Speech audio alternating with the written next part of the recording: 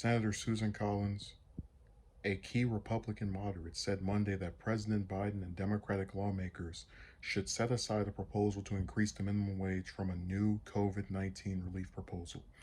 She was one of more than a dozen senators who participated on a conference call with National Economic Council Director Brian Deese on Sunday to discuss President Biden's 1.9 trillion relief plan. Biden's proposed package would increase the federal minimum wage to $15 an hour, more than doubling the current rate of $7.25 an hour. I couldn't even buy a burger with $7. Collins, a leader of the bipartisan group, said Monday that she supports raising the minimum wage, but says it should be done separately from the new proposed COVID-19 relief package. This package should focus solely on the persistent pandemic. It should not be used as the vehicle for a wish list that certain Democrats have. Now, it's not to say that I don't think there should be an increase in minimum wage. There should be, but that should be considered separately so we can debate what the right amount, she said. She said raising the minimum wage has nothing to do with COVID. Collins said she doesn't have a particular figure in mind for the appropriate total cost of the next relief package, but she cautioned the package's price tag is a big question. She argued that as much as 1.8 trillion in unspent funds might be left over from the 5 COVID relief bills signed into law last year and could be reallocated for a new package.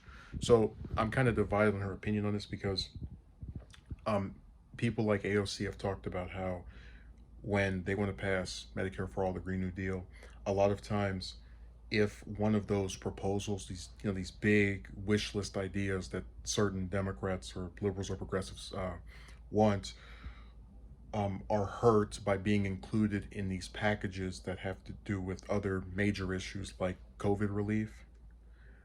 But I do strongly disagree with the notion that a minimum wage increase has nothing to do with COVID at a time where people are struggling to get employed and are being laid off. Um, I think they're intrinsically tied, but I do think that the strategy of making it its own separate issue in the long run is more beneficial to actually getting it increased. And really, this is one of the few times where Biden is actually coming from a strong position on one of these topics, because so often you'll see people who would deride Sanders for wanting single payer go, oh, you'll never get the Republicans to agree to that. When the point of starting from a position of wanting single payer is that you might be able to convince them of something in the middle. So if we don't get a $15 minimum wage, but you get Collins on board along with Murkowski and some other Republicans to, let's say, increase it to $10 or $11, that's much better than the $7 that the U.S. has nationally, which is just insane. And I don't think you can get that kind of negotiation, the time to have a debate over a topic as important as the national minimum wage if you stick it in a COVID bill that is going to be complained about by Republicans over the cost.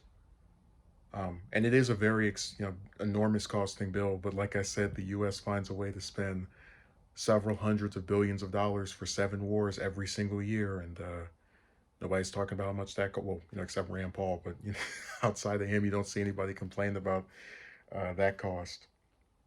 So I'm divided on what she has to say, but I think there's a lot of basis for it, and this just reminds me of one of the reasons why she is so, in my view, underrated, because you're not going to see any of these other Republicans talk about wanting to increase the minimum wage. So even if she doesn't want $15, she still wants to do something. A lot of these bastards will tell you, well, if you just make it even smaller, they're going to hire more people, and then that's going to boost the rate of employment, even though nobody can afford any damn thing. So she should get credit for at least, again, being willing to work with Biden, who she has a long relationship with. But people like to attack her for everything.